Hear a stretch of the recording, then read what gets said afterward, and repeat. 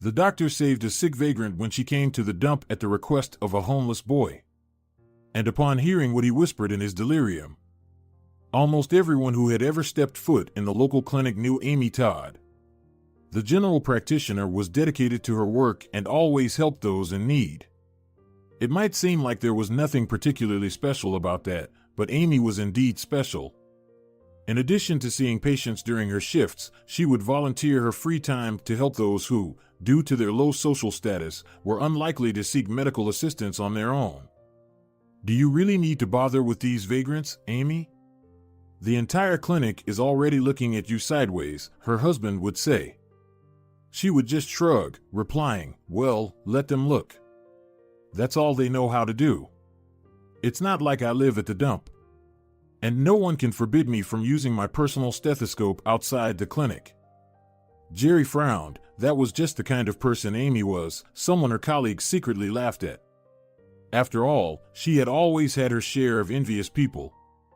Patients loved Amy, and when they registered at the front desk, they would specifically request to see her. Part of this popularity was due to her video blog, where she offered valuable health advice to the local residents. Everyone watched Amy's videos, young and old alike.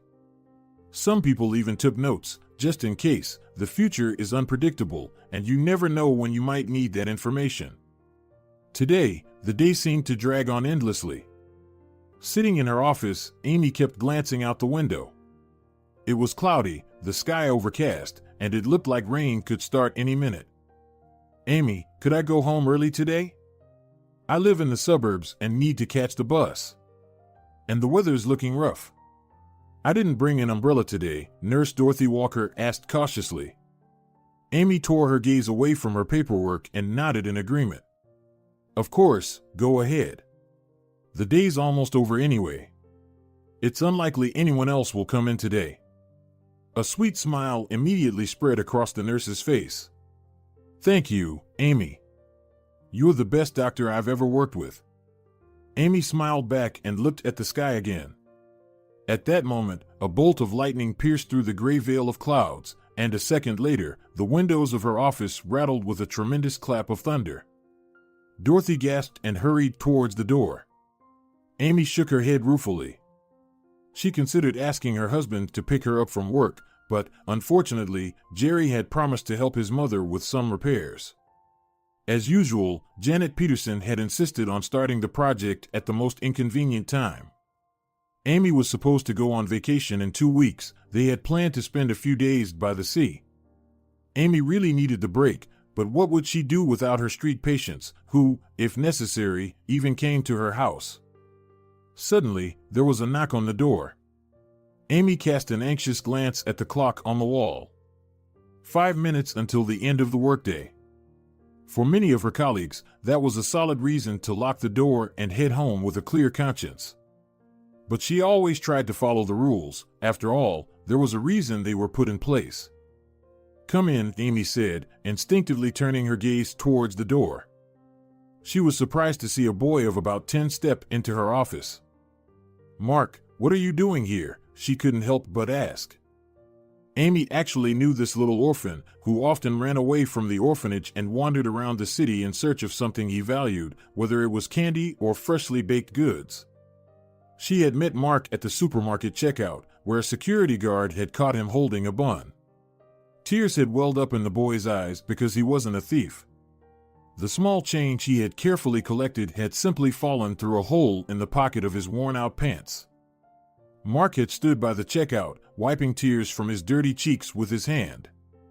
Amy hadn't hesitated. She walked up to the guard and handed him money for the bun and even paid the fine.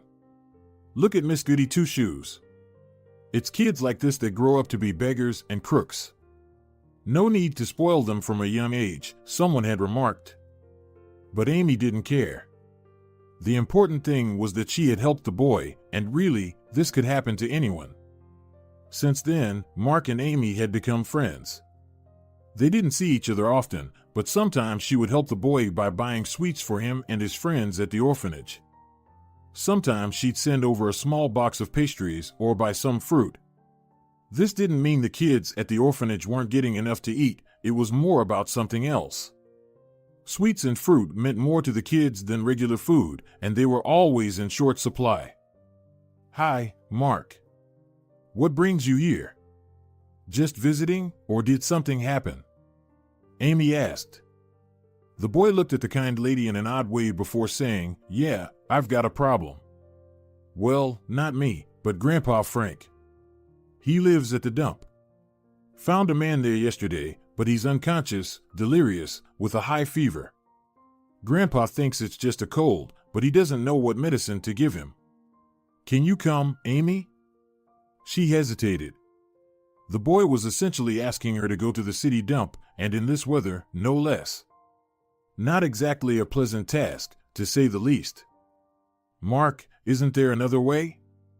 Maybe we could bring him to the clinic? He might need a chest x-ray. Amy, you know Grandpa Frank's health isn't great. He's not really a vagrant. After his son died, his daughter-in-law kicked him out of the apartment. There's no way he can carry the man here by himself. We tried calling an ambulance, but the road's been dug up. And with this rain, there's no way a car can get through. So, you're our only hope." Mark pleaded. Amy looked out the window again. The clouds were thickening, and a trip to the dump threatened to bring trouble. Yet, after hearing the boy's words, a sense of unease took root in her heart. What if she really was the last hope for this poor soul? After all, he clearly hadn't ended up at the dump by choice. Life is unpredictable. "All right, Mark, let's go now. If you say it's a cold, I'll stop by the pharmacy to pick up some medicine." It's not the ideal way to do things, but it seems like we don't have another option, Amy decided. Grabbing her purse, she headed for the door. A satisfied smile appeared on Mark's face. From the look in his eyes, Amy could tell he was impressed by her decision. Amy knew that the boy's parents had died in an accident. They lived in the suburbs, maintaining a small farm with a cow, chickens, and geese. They sold their products at the city market. The income was modest but steady. On that fateful day, there was thick fog. A neighbor had tried to persuade them not to go, insisting she'd had a bad dream, a sign that should not be ignored. But Ruby and Matthew Rivera didn't believe in signs and decided to go anyway. How could they miss market day? Business was booming, and they were planning to renovate their house. Their son had just turned 3, and they still didn't have a proper nursery. The neighbor cried and tried to stop them, but to no avail. They drove into the fog, heading toward their tragic fate, which took the form of a truck that veered into their lane. Mark's father died instantly. His mother lingered in a coma for just over a week before she passed away, following her husband. The neighbor, Betty Bell, tried to keep the boy, but social services refused, citing her age and her failing health, which indeed was becoming an issue. And so, Mark ended up in the orphanage, where he still lived. Among the caregivers, he was known as a capable boy, participating in arts and sports activities. However, the latter was challenging since the sports field behind the orphanage was in terrible condition. But Mark didn't let that discourage him. He trained in the city park, racing against the ever-present squirrels that chased the young athlete from the tree branches. A sudden clap of thunder overhead snapped Amy out of her melancholy thoughts. Mark jumped in surprise and looked at the sky with annoyance. "Don't worry, little friend, it'll pass soon. It'll rumble a bit and then stop." Amy smiled and quickened her pace. On the way, they stopped at the pharmacy, where she bought some medicines that, based on her knowledge and experience, were essential for treating any cold. Deciding to take a shortcut, Amy took the boy's hand and led him to the bus stop. It felt safer that way. They might even avoid the rain while they rode, and at least they'd have a roof over their heads. If necessary, they could get off at any stop and wait out the bad weather. The sky rumbled and flashed, but oddly, there was no rain. It felt as if the air was charged with energy that still hadn't found its release in the form of the downpour that was eagerly waiting to drench the city. Sitting by the window, Mark watched with interest as people scurried back and forth on their errands, some urgent, some not. It was just another ordinary day in the bustling city. After reaching the final stop, Amy and Mark got off the bus and headed towards the dump, easily identified by the characteristic smoke rising in the distance, resembling a ghostly haze. At the same time, Amy caught a whiff of a foul stench carried by the wind. Mark, however, led her confidently, unfazed by the discomfort caused by the sight and smell of the dump. At some point, Amy even suspected that the boy had been here many times, visiting Frank. She had heard about this elderly man, who was passionate about painting and even collected various postcards and discarded photocopies of famous paintings from the dump. Frank Curtis had never gained any recognition in the art world and had reduced his painting to a mere hobby, a free-spirited artist living on the vast expanse of the city dump. Carefully following Mark, Amy cautiously navigated around the spontaneous piles of garbage that popped up in their path. At that moment, her only concern was what had happened to the homeless man whom Frank had taken in. As she pushed through the trash, struggling against the intensifying stench, Mark had already run ahead to the small shack from which a muffled cough could be heard. The little shack was tiny, with only 2 windows, made from old boards and covered with sheets of metal. The roof was patched with pieces of slate instead of tiles. Amy even doubted the sturdiness of the shelter, especially as the sky grew darker by the minute, threatening a heavy downpour. "Frank, we're here," Mark called out, peeking through the half-open door. There was no response. "Frank, where are you?" Mark repeated, tapping on the doorframe. By this time, Amy was already standing beside him, watching. "Frank," Amy tried calling out. Silence was the only reply. Finally, the door creaked open, and a thin elderly man with a pale face appeared on the threshold. He looked at them with sad eyes, reflecting not only pain but also a deep sorrow. "Frank!" Mark cried out, running up to him and wrapping his arm around the man's shoulder. Amy cautiously approached. "Hello, Frank," she said, trying to assess his condition. "Hello," he replied. "Come in." Inside, it was dark, and the air was damp and stale. In the corner stood a small stove with a black pot hanging above it, and Frank's drawings decorated the walls. Most of them were landscapes and portraits of passers-by that he had sketched from life. "And where is the patient?" Amy asked carefully, always mindful of her time. "Over here," Frank replied. "I laid him on the cot yesterday evening, unconscious. He was soaked through, even his underclothes. He was delirious, muttering something incomprehensible. So, I picked him up and dragged him here to my shack. Seems like he got thoroughly drenched somewhere and then fell ill, the poor fellow," Frank explained. Amy approached the man lying on the makeshift bed. He appeared to be around 30, with well-defined facial features, a slight stubble, and an unnatural thinness. Dark circles had formed under his eyes, indicating that he was in very poor health. She took a thermometer from her bag and gently placed it under his arm. But the moment she touched the man's body, Amy could tell he had a high fever. As a doctor, she couldn't prescribe treatment without a full examination. Pressing the stethoscope to the man's chest, she heard the unmistakable sound of wheezing in his lungs, a sound she, as a professional, could not mistake. At that moment, Amy mentally thanked herself for having the foresight to stop by the pharmacy and purchase everything she might need. She understood that she was working almost blindly, but now her suspicions were confirmed. The man had a severe cold, likely complicated by bronchitis or possibly even pneumonia. "If only I could take him to the hospital for an X-ray," she murmured wistfully, realizing that this was not an option. For one, the clinic was already closed, and for another, this man was practically unfit for transport. "I understand, Amy. But please, do something. I've tried giving him some medicine and tea with raspberries, but it's all been useless," Frank pleaded. "And I brought some honey," Mark added. But Amy just shook her head. "Well, I'm sorry to say, but in cases as advanced as this, home remedies won't do much. I'll leave the medications here, and you'll need to administer them strictly by the clock. Can you manage that?" Frank perked up visibly. "Of course, I can.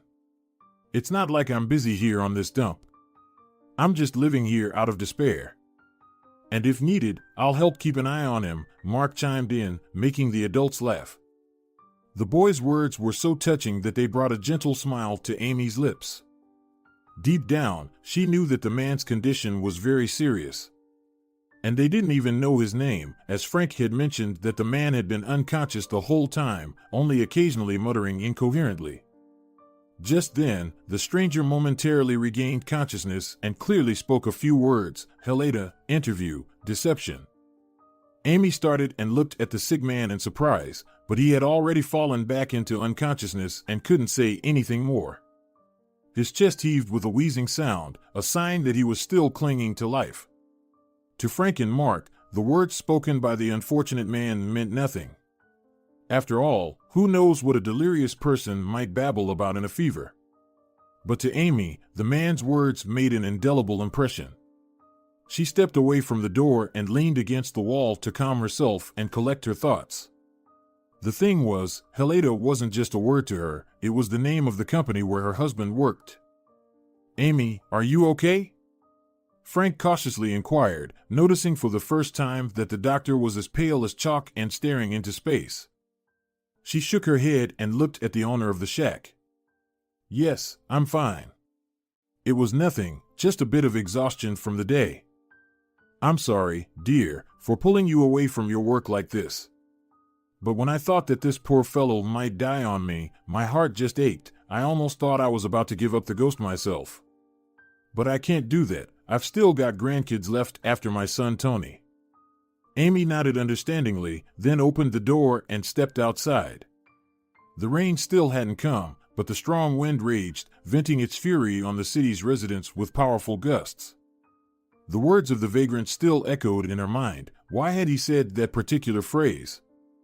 And what connection could this sick man possibly have to her husband's company?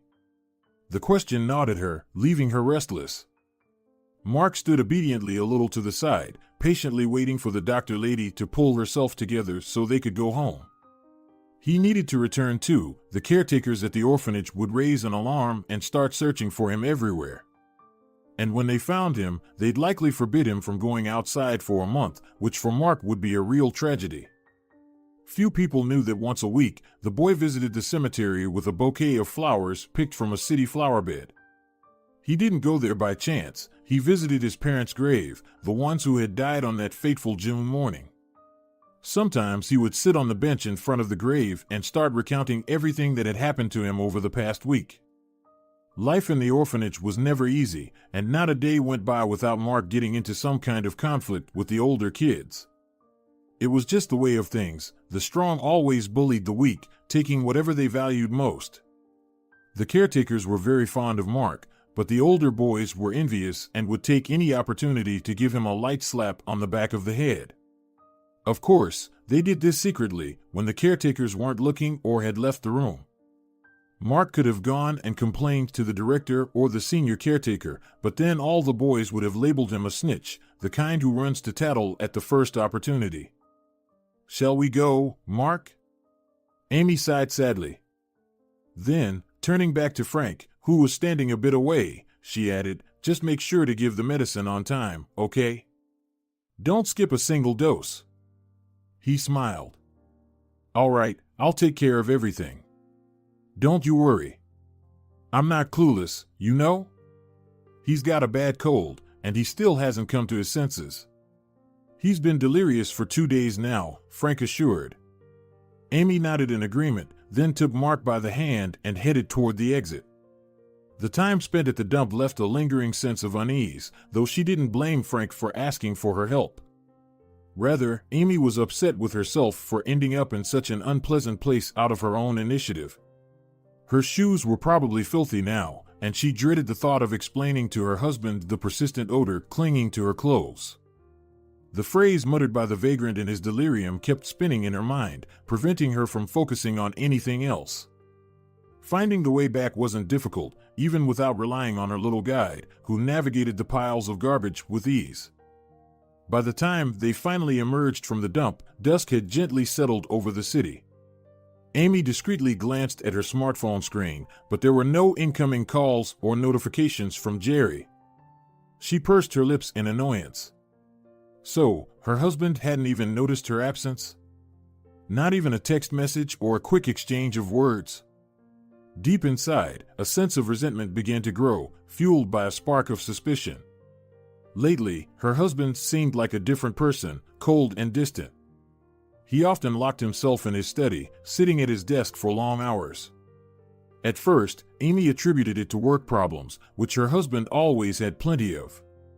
But then she heard from Jerry's colleagues that the company was doing exceptionally well. There was nothing to complain about. So, how could she explain his late returns home when the clock was nearing midnight? Following the advice of her friend Rhonda Bradley, she had checked the collars of her husband's shirts several times, hoping to find traces of lipstick or catch the scent of women's perfume. But there was nothing. So, what was the reason for his unpleasant coldness? Could it be that he had indeed found someone on the side and was carefully hiding it, enjoying the thrills of a fleeting affair? Realizing that it was too late to wait for a bus, Amy decided to call a taxi. It would be much more convenient. Mark would get back to the orphanage on time, and Amy, exhausted from the day, could rest a little, sitting in the back seat and gazing out the window. The rain never came that day, though the air was thick with moisture. Thunder and lightning raged in the sky, but the rain clouds bypassed the city. In a way, Amy felt relieved, knowing that just a few days ago, the meteorologists had issued a storm warning for their region. After such events, work was always chaotic for her, as people tended to get sick more often than on a nice summer day. The taxi driver turned out to be a friendly guy who didn't ask unnecessary questions. He winked at Mark as he kindly opened the front door and helped him climb in. Amy paid the driver up front and silently stared out the window. Mark sensed that something was troubling his friend, but given his young age, he couldn't figure out what it was. Amy's mind was still fixated on one phrase, the name of her husband's company. And why was that unfamiliar vagrant soaked from head to toe, especially since it hadn't rained that day, and Amy knew that for sure. The only way to get that wet would be to fall into the river that runs through the city and disappears somewhere into the vastness of the country. First, Amy dropped Mark off at the orphanage. She kissed the boy on the cheek as they said goodbye, then walked him to the gate, where the head caregiver noticed her. "Hold on a minute, what do you think you're doing?" "So, it's you Mark has been running off to all this time," the woman began, without any introduction. Amy paled and involuntarily took 2 steps back. "I don't understand, what are you implying?" "Yes, I know Mark, but that doesn't mean he's been running off to see me." The caregiver grimaced. "You know what? You can tell those stories to whoever you like, but not to me. I know I'm responsible for Mark, and if anything happens, the entire staff here will be held accountable. In the worst case, we could even be taken to court." "Lorraine, why are you being like this?" Mark tried to soften the caregiver's attitude, but his pleading had no effect on her. Lorraine glared at Amy with clear disdain, as if she were the cause of all their problems. Amy's mood soured completely. This wasn't the kind of reception she had expected at the orphanage. After all, it wasn't her fault that Mark had come to her for help. Besides, if everyone here was so smart and capable, then why were the children sneaking out in broad daylight and wandering around the city, risking getting into trouble? But Amy kept these thoughts to herself, not wanting Mark to get into trouble because of her. Better for the caregiver to blame her for his escapes than to punish the little boy, who was already suffering after losing his parents. "I'm sorry, Lorraine. Don't worry about Mark. He'll really do better." Amy tried to smooth over the awkward moment. The caregiver smirked, but just then, the sound of the taxi horn behind them reminded them that Amy needed to go. She waved goodbye to Mark and hurried back to the car. Throughout the drive, Amy didn't say a word. The driver occasionally glanced at her in the rearview mirror, puzzled about what she might do for a living. Who could this sad woman be, with tears frozen in her eyes? She probably didn't work in an office or do heavy physical labor. Her hands were well-groomed, her face delicate. But that sadness in her eyes spoke volumes. Trying to distract his passenger from her gloomy thoughts, the driver tuned into a local radio station to listen to some music. At first, Amy found it irritating. She just wanted to sit in silence. She was about to say something when she heard something strange. The radio host was reading an announcement from a man named Michael Hale, whom everyone in the city knew. He was a wealthy man and a philanthropist who spent vast sums of money on charity, trying to help everyone in need. Amy first heard about him when he donated new equipment to their clinic. At first, she thought it was just self-promotion, an attempt to boost his personal reputation. But when Michael refused any publicity or media coverage of the event, Amy began to respect him. After all, not every wealthy person would do something like that. No matter how you look at it, most people prioritize their own interests and enjoy the comfort that money brings. Hearing the familiar name, Amy started to pay closer attention. The announcer was saying something like this: "Last night, an unknown man saved Michael's daughter when she and her friends went to the river." While taking selfies on the bridge, the teenagers were laughing and competing to see who could take the best picture. At some point, Michael's daughter, Tracy, leaned over the railing and fell into the water. It all happened so quickly that no one had time to react. Some people shouted that they needed to call an ambulance, while others waved their hands hopelessly, thinking the river's strong currents had already claimed her. But one unremarkable-looking man decided to act bravely and dove into the water. He was out of sight for a while, and some bystanders even began to say he had drowned along with the girl. The most frustrating part was that people were just standing on the shore, commenting breathlessly on what was happening, as if they were watching a movie that would surely have a happy ending, and the director would announce the successful conclusion of filming. But this was real life, harsh and unforgiving, with its relentless attention to detail. Soon, the man's wet head appeared above the water, followed by the girl, who was clinging to his shoulder, desperately trying to stay afloat. The stranger was powerfully swimming toward the shore, using his legs and entire body to help him along. Despite the weight of his wet clothes pulling him down, he confidently stayed afloat, making sure the girl didn't drown. Despite all his efforts, by the time he reached the shore, Tracy was unconscious. There was no time to waste, so the stranger immediately tried to clear her lungs of water by laying her on her side. The unwilling spectators of this drama covered their eyes in horror, thinking Tracy had died. But the brave man knew what he was doing. Soon, the girl was racked with a fit of horse coughing, finally clearing the water from her lungs. At that moment, an ambulance arrived at the scene and dispersed the idle onlookers and witnesses of the tragedy. In the ensuing chaos, the man who saved Tracy blended into the crowd, wishing to remain anonymous. Now, Michael was searching for him to thank him and show the city their hero. Given Michael's resources, one could only imagine the size of the reward being offered. Man, that guy got lucky. If only I'd been in his place, I'd be cruising around in a brand new car by now, the taxi driver said enviously. Amy grimaced, picturing this pudgy driver daring to jump into the raging water. Not only jumping in, but also saving the drowning daughter of a millionaire who, in case of failure, would undoubtedly blame the person who couldn't save his child. At that moment, a thought struck Amy. What if the stranger who saved Tracy Hale was the same unknown vagabond lying in Frank's shack? Of course, these were just suspicions, and they might have nothing to do with reality. Most likely, it was just a coincidence, although a very strange one. After all, Frank had mentioned that he found the stranger in soaking wet clothes while he was delirious with fever, trying to find shelter. The only thing Amy couldn't understand was why the vagabond had hurried to disappear, not even giving his name. If Michael had found out about him, he would have surely rewarded him generously, perhaps even changed his life for the better. At that moment, the taxi pulled up to her house, and the driver announced that they had arrived. Thanking him for the ride, Amy gave him a small tip, even though she was short on money herself. Truthfully, she didn't really know why she did it. Maybe she simply respected the driver for being a true professional. As if on cue, the key to the front door got stuck in the lock, as though it didn't want to let her into the house, which now seemed cold and unwelcoming in the evening twilight. There were no lights on, which meant that Jerry hadn't come back from work yet, assuming he had even gone to work at all. Amy gripped the key tighter, pressed down on the handle, and the door slowly opened, revealing the chaos inside. Dishes piled up on the table, clothes scattered across the floor, and signs of a hasty departure in every neglected corner. The scene was anything but pleasant. Her heart tightened with anxiety, and a sense of impending doom crept into her soul like an uninvited guest.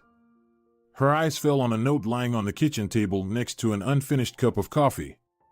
"Amy, I'm sorry, I can't live like this anymore. I've gotten myself into a situation you wouldn't understand.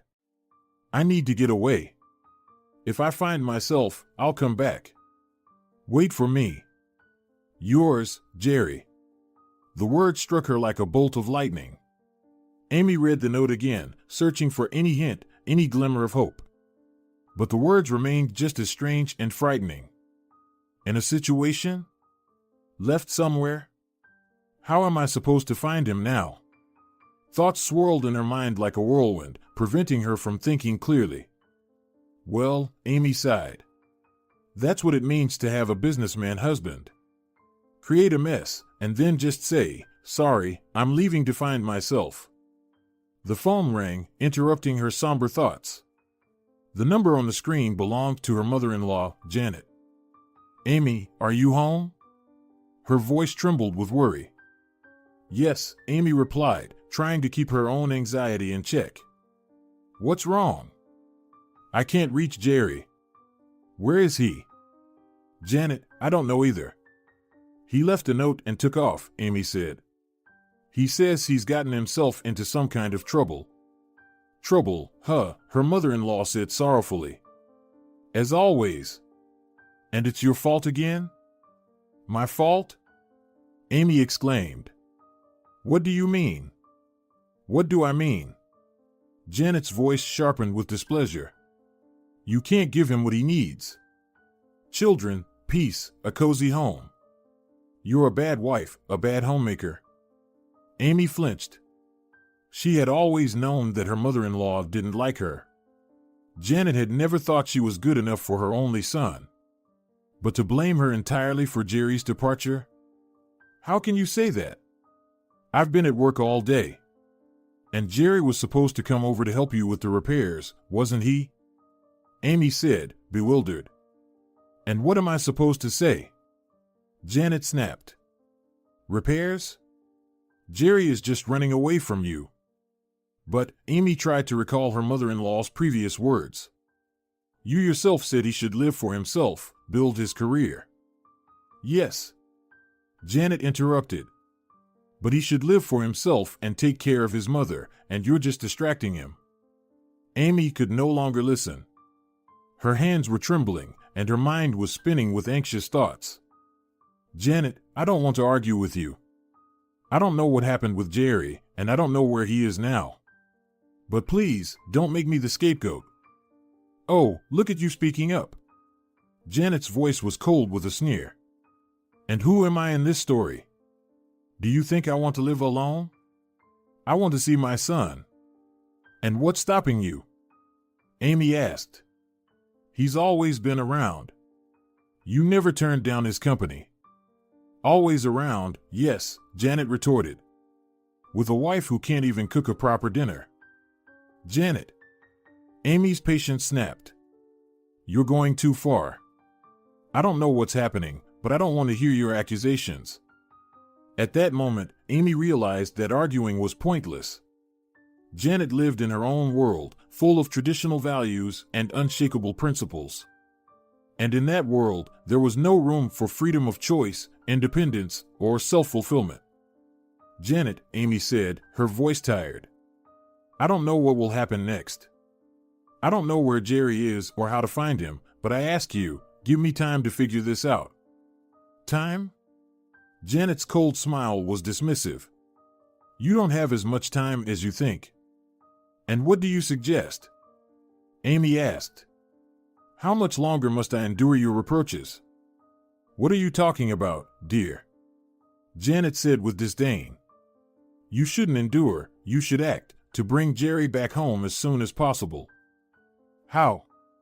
Amy asked. How can I bring him back if I don't even know where he is? Then find him.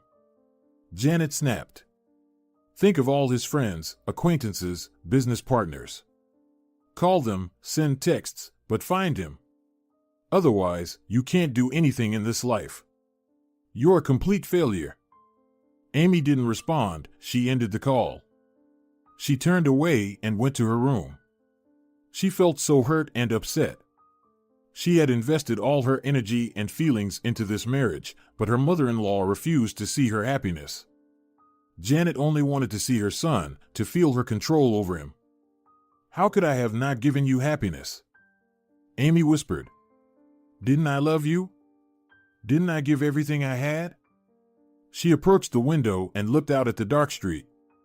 The wind howled outside, as if echoing the storm within her. What am I supposed to do now? She asked quietly. How do I find Jerry? At that moment, her gaze fell on a small note lying on the table. She read it again, but the situation remained unclear. The words felt like a sentence, and she felt panic beginning to rise in her soul. She tried calling, but the phone was silent. She didn't know what to do, where to go, or who to ask for help. Well, what have I done to you? Amy whispered to herself. Why did you run away? Struggling to pull herself together, she decided that morning would bring more clarity. What good would come from tormenting herself with thoughts of the mysterious disappearance? After a hasty shower, Amy only dreamed of one thing: sleep. To dissolve into the fluffy serenity of sleep, where there would be no anxious calls, no urgent rounds, and no endless struggle for the lives of sick patients. But thoughts, like uninvited guests, stubbornly refused to leave her alone. She ran her hand across the cool surface of the pillow, tried to close her eyes, but sleep stubbornly eluded her. Suddenly, memories of the day she first saw her future husband came flooding back uncontrollably. Amy remembered the pouring rain that had lasted for hours, turning the city into an endless mirror of water reflecting the pale lights of the street lamps. It happened on a train as she was heading to a conference in the capital. There were still a few hours before reaching the metropolis when Amy heard loud laughter nearby. She looked out and saw Jerry sitting on the train's vestibule steps, joking with other passengers. The stranger was in a tracksuit, a bright t-shirt, and had a cheerful look in his eyes. He was telling a story about losing his travel bag at the station, and everyone was laughing. Amy stood and watched the guy, amazed by his boundless energy. She couldn't imagine how someone could be so cheerful on such a tiresome journey. But the stranger was smiling, and that's what attracted her. She was about to return to her compartment when she heard behind her. Hi. You look like I've surprised you with something. She turned around and saw the stranger in the tracksuit standing right behind her, smiling with his dazzling smile.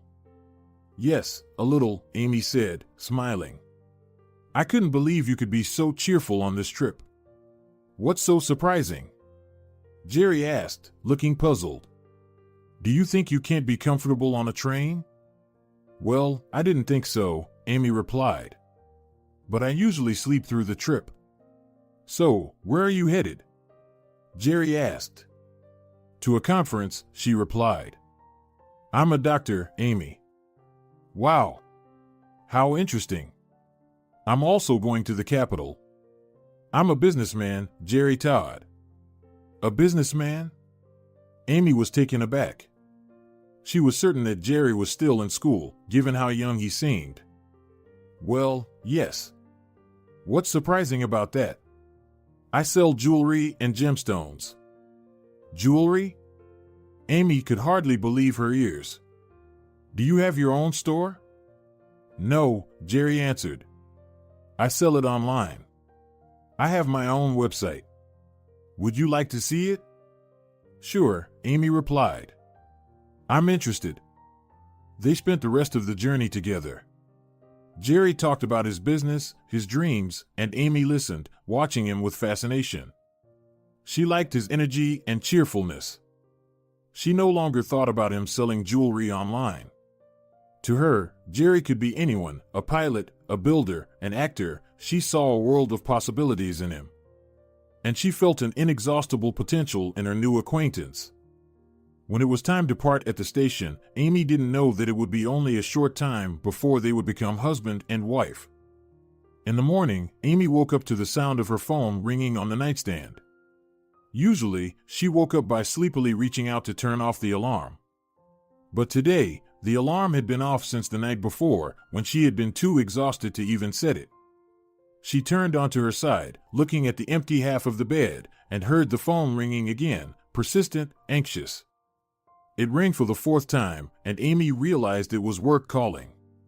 She sighed heavily and answered the phone. "Hey, Amy, are you coming in for your shift today?" asked the department head, Stephen Reeves. "I'm sorry, but I can't. I have unforeseen circumstances." "What happened, Amy? Is everything all right?" "Yes, everything's fine. I'm just not feeling well. I won't be able to work today." "I see. How long do you think it will take to recover?" asked Stephen. "I'm not sure yet. I'll call you as soon as I know." "All right, Amy. Just don't forget, we're waiting for you." "Yes, Stephen. I won't forget."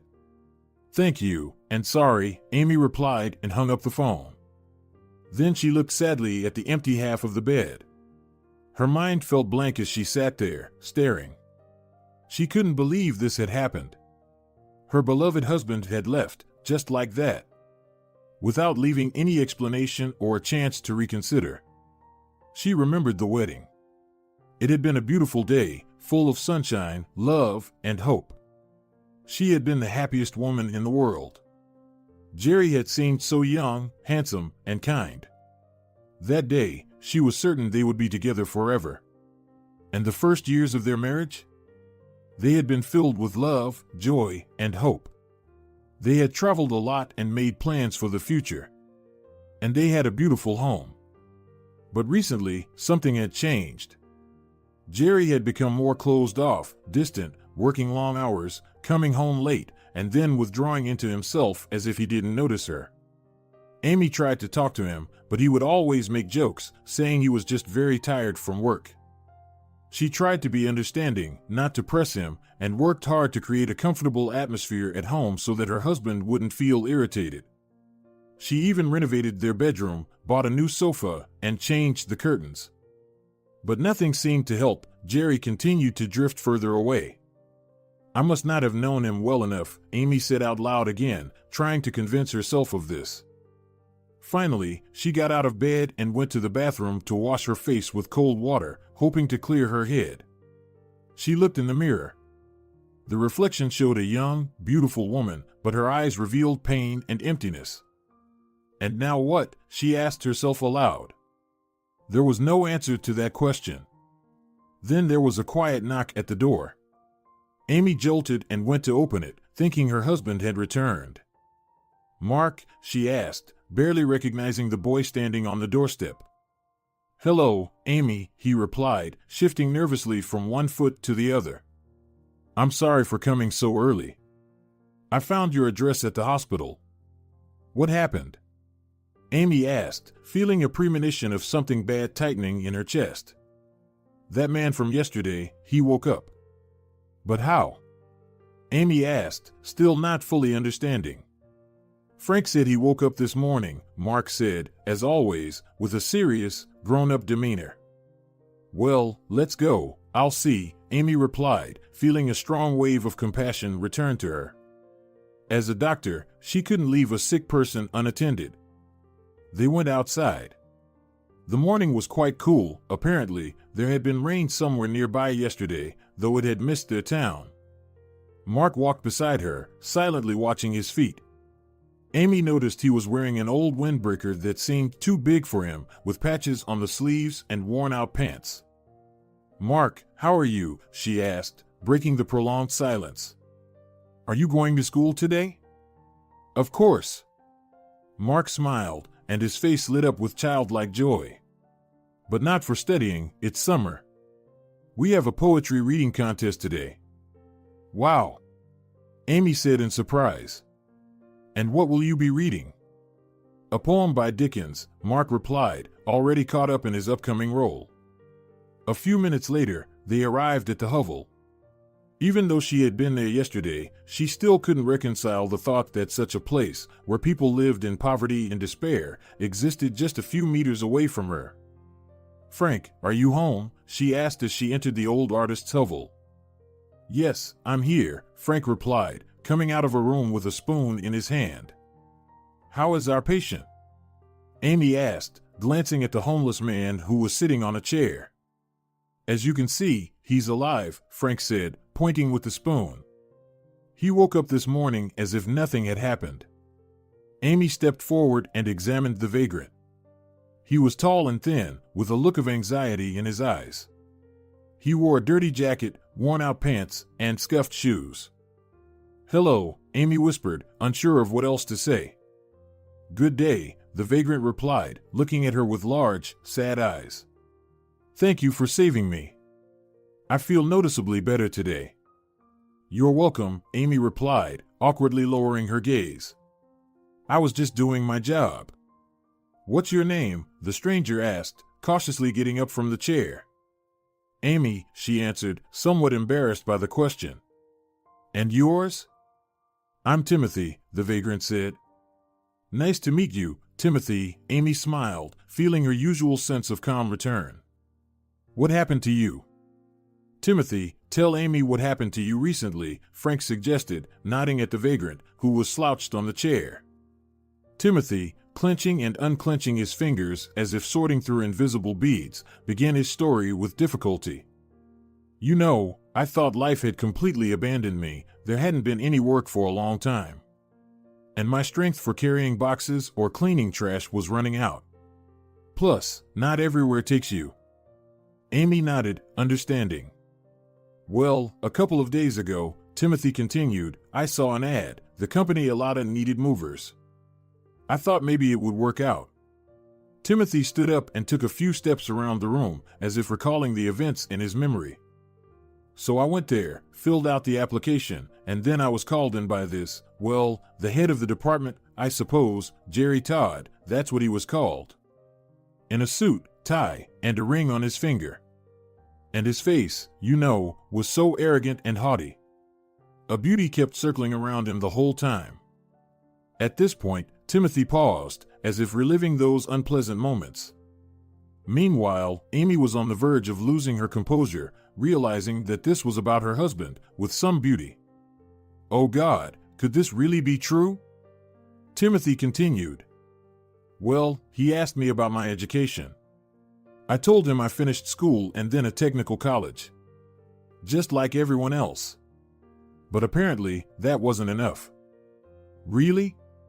Amy asked, struggling to contain her anger. "Yes," Timothy said, "then they started mocking me. Said they didn't want a mover like me, even for free." "And what happened next?" Amy asked, barely able to hold back tears, as she was really beyond caring about questions at this point. Now she understood where her Jerry had gone and the problems he mentioned in the note. Then I went to the river. Just to calm down. Maybe catch some fish in the quiet bay or crayfish. But as I approached, I saw a girl fall from the bridge. So, I rushed to save her." A tear rolled down Amy's cheek. That was Tracy Hale, the daughter of millionaire Michael Hale. He's looking for his daughter's savior everywhere. Timothy seemed to be in disbelief. But it was just," he stammered. "It was an accident." "An accident?" Amy said with a smile. "Yes, it's fate. You didn't just save a girl, you saved the daughter of a wealthy man." Timothy stared at her silently, as if not knowing what to do next. "You should go to Michael," Amy said. "He needs to know who saved his daughter." Timothy sighed, a shadow of embarrassment crossing his eyes. "I don't know," he mumbled. "I just helped and didn't want anything in return." "Timothy," Amy said, taking his hand. "You deserve a reward. You saved a life at the risk of your own and should receive what's rightfully yours." He looked at her, his eyes pleading. "I can't." "You must," Amy said, standing up and stepping toward the door. "I'll explain everything, just trust me." In the next moment, she left the hovel, leaving Timothy in confusion. A few hours later, a convoy arrived at the hovel. "Timothy, please come out," a commanding voice called out. The vagrant stepped outside and saw a tall, stately man in an expensive suit. "Hello," Timothy greeted the guest. "I'm Michael," the businessman introduced himself, extending his hand. "Thank you so much for saving my daughter." "You're welcome," Timothy said, shaking his hand. "I want to reward you," Michael insisted. "And I'm prepared to offer you anything you want." "Thank you, but I don't need anything," Timothy replied. "Don't be modest," the businessman smiled. "I know that's not true. So, I'm ready to offer you new housing and a job." "New housing?" Timothy asked, surprised.